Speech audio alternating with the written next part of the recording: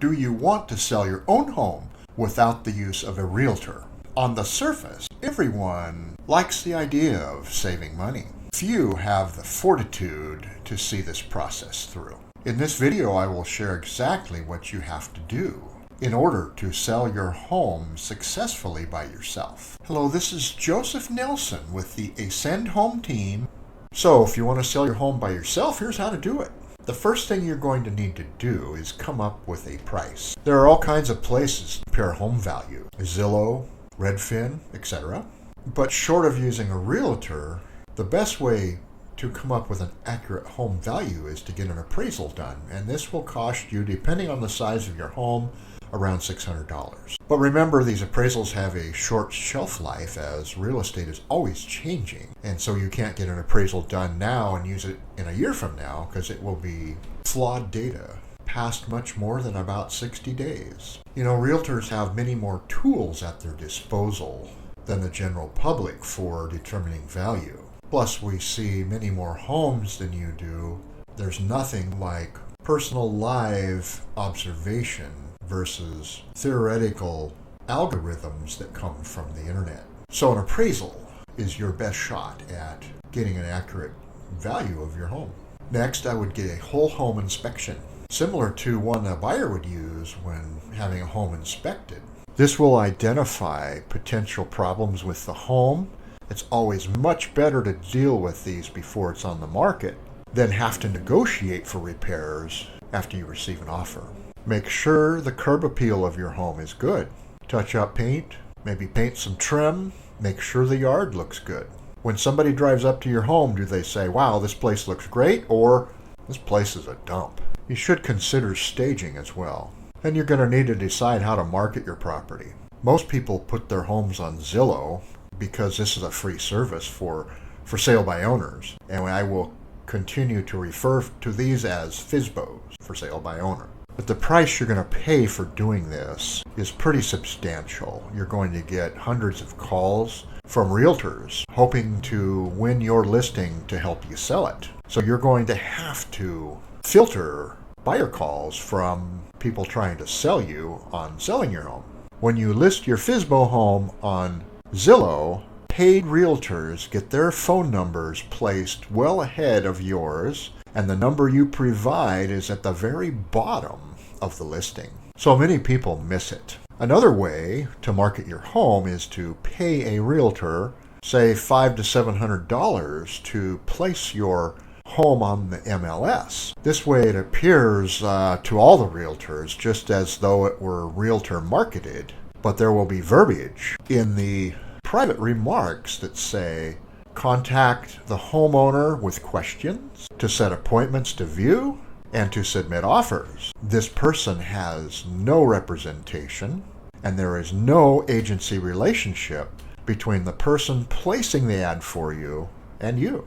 This has mixed results, but it's probably better than putting it on Zillow.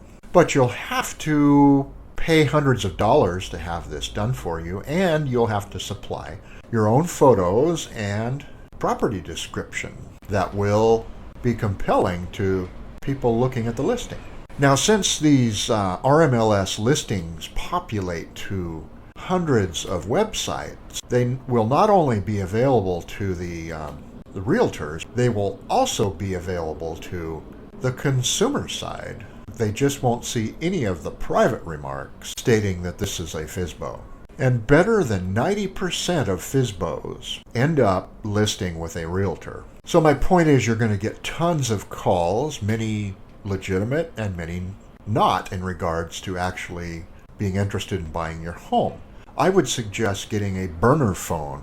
No, not because you're doing illegal activity, but because you're going to get so many calls. If you publish your personal cell phone number, that's going to be out there forever. So I buy a cheap flip phone, and when you're done, just cancel it. Pay by the month. Don't go into contract. Just get a cheap one at Walmart, etc., and use that phone number exclusively for marketing your home.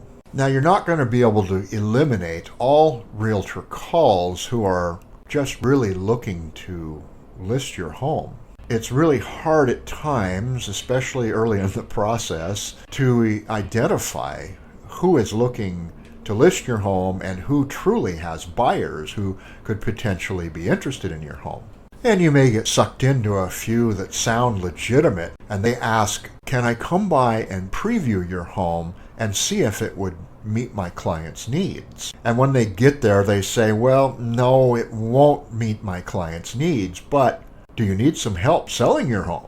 Then you're going to need to decide if you're going to pay buyer's agents, realtors that have legitimate buyers. Are you willing to pay the commission that a buyer's agent typically gets, which is generally about 2.5% of the home sale price? If there's one thing that is almost universally true, is that FSBO homeowners selling their homes tend to overvalue them. They don't have somebody with professional experience weighing in on, well, what about this, what about that?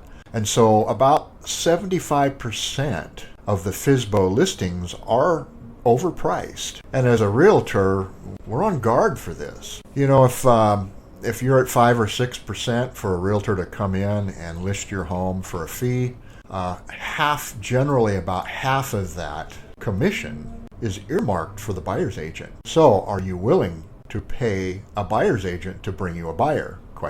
If you're not, the buyer's agent may say, my clients are happy to pay my buyer's agent fee, but they would expect that the price of the home be reduced to reflect that. So for instance, if you're selling your home for $500,000, $500,000, 2.5% buyer's agent fee, $12,500. So their offer amount may be $487,500. And that assumes that we all agree that the home is not overpriced. And in this process, I would have to inform you that there is no agency relationship between me, the buyer's agent, and you. If you're not paying me for representation, my buyers have representation, but you do not. I will supply paperwork to move the transaction forward for my buyers, but I cannot advise you what you should do with that paperwork. You will need to get advice from legal counsel. If you flat decide I am not going to deal with a realtor at all so that I don't have to pay any commission to either side, this really cuts down on your options to find a willing buyer that is not represented by a realtor. Then you're going to have to provide your own paperwork, which will have to be drafted by an attorney. In this litigious society, people are not afraid to take you to court. And I would not enter into a transaction of the size of what homes are worth these days without having legal counsel advise me as a FSBO without realtor representation. But we're getting a little ahead of ourselves. Let's get back to the process. You're going to have to take calls and schedule your own showings. Realtors have tools that make this super simple. My last listing had 38 showings, and I did not take a single call to schedule these showings. This was all automated. They go onto a website, and they pick their time off the calendar, and they get an immediate confirmation, yes or no. In this location in Southwest Washington, I had both RMLS and Northwest MLS lockboxes at the home because it's in kind of a crossover area supported by both the Washington MLS and the Portland area MLS. So if they were a member of one MLS and not the other, then they could just get access in the proper lockbox. I get a text message every time the lockbox is opened, and I know who opened it, and I know when they left. You will have to either get a contractor-style combination lockbox and give people the code to that so they could access a key, or meet them personally to give them access to the home. But you will get no showing confirmation whatsoever.